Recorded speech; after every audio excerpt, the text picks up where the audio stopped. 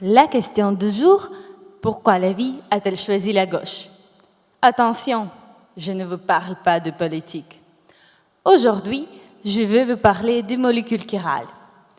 Mais qu'est-ce que c'est ce mot étrange chiral? Le plus simple objet chiral, ce sont vos mains. Regardez-les bien. Elles sont l'image l'une de l'autre dans une symétrie miroir. Ça veut dire que si vous mettez votre main gauche devant le miroir de la salle de bain, vous verrez votre main droite et vice-versa. Mais si on les met l'une sur l'autre, en les superposant, on voit bien qu'elles ne sont pas identiques. Et si vous essayez de mettre un gant droit sur votre main gauche, vous n'y arriverez pas.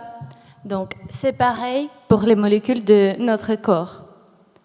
Pour faire marcher nos machines moléculaires, il faut que leurs mains, les protéines et leurs organes, les récepteurs, soient faits des mêmes molécules.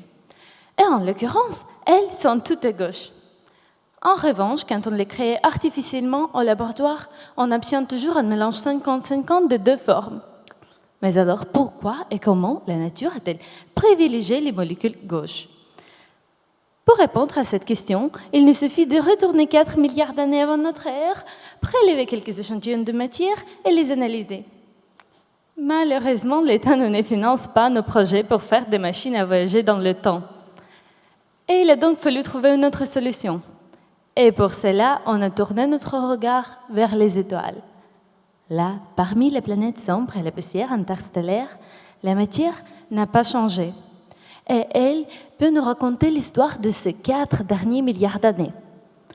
En regardant de plus près, on s'est rendu compte que la lumière là-haut est aussi chirale, comme nos mains.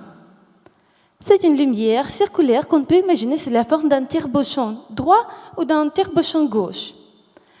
Donc, pour voir comment la vie est-elle devenue gauchère, j'ai reproduit les processus qui se passent dans l'espace.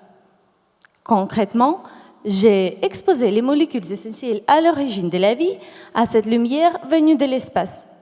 Ensuite, j'ai comparé les quantités de molécules gauches et droites à la fin de l'expérience. Et ce que l'on découvre est absolument incroyable.